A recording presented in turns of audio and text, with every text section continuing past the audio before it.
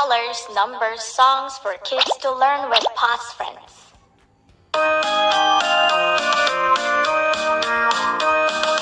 Sebelum kita belajar baca bismillah dulu. Baca bismillah, baca bismillah, baca bismillah, baca bismillah dulu.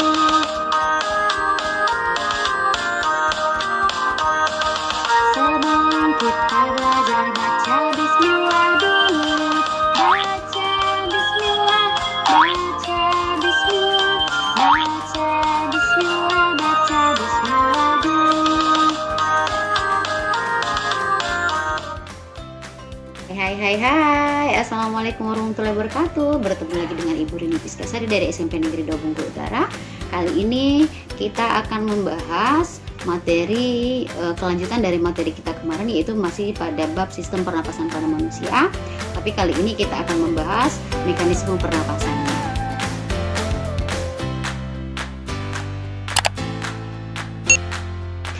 Sebelum membahas seperti apa bentuk mekanisme pernapasnya, kita akan mengingat dulu bahwa konsep udara itu punya kemampuan bergerak dari tempat yang bertekanan tinggi ke tempat yang bertekanan lebih rendah. Keluar masuknya udara ke dalam paru-paru dipengaruhi oleh perbedaan tekanan udara di luar dan di dalam paru-paru.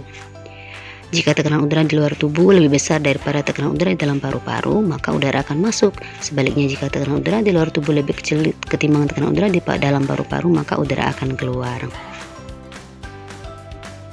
Proses masuknya udara ke dalam paru-paru disebut inspirasi atau inhalasi, sedangkan proses keluarnya udara dari dalam paru-paru disebut ekspirasi atau ekshalasi. Pernapasan dada terjadi karena adanya kontraksi dari otot-otot antar tulang rusuk, dan pernapasan perut terjadi karena adanya kontraksi dari otot diafragma yang terletak di atas rongga perut dan di bawah rongga dada. Kita akan bahas satu persatu seperti apa mekanisme atau proses yang terjadi pada kedua macam pernapasan. Yang pertama ada pernapasan dada. Inspirasi pada pernapasan dada, kita coba lakukan sama-sama ya. Otot antar tulang rusuk berkontraksi, rongga dada terangkat menyebabkan paru-paru yang ada di dalam akan mengembang. Paru-paru mengembang menyebabkan tekanan udara di dalam paru-paru lebih kecil ketimbang tekanan udara di luar, maka udara akan masuk. Untuk inspirasi atau inhalasi.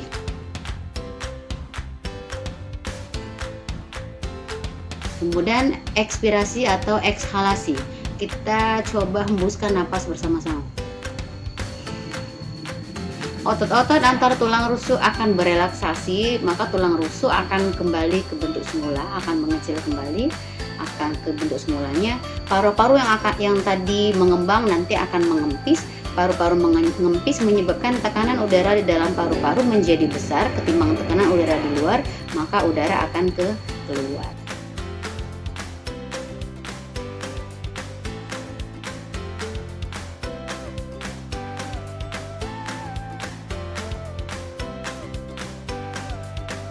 Proses inspirasi pada pernapasan perut diawali ketika otot diafragma berkontraksi. Otot diafragma berkontraksi menyebabkan posisi diafragma akan mendatar sehingga akan mendorong rongga dada sehingga rongga dada akan membesar. Rongga dada membesar menyebabkan paru-paru akan mengembang.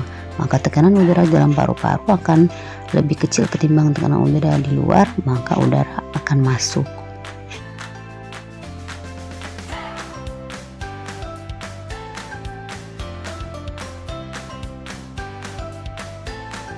Ekspirasi pada pernapasan perut, otot diafragma akan berelaksasi, maka diafragma akan kembali ke posisi semula, menyebabkan rongga dada akan mengecil.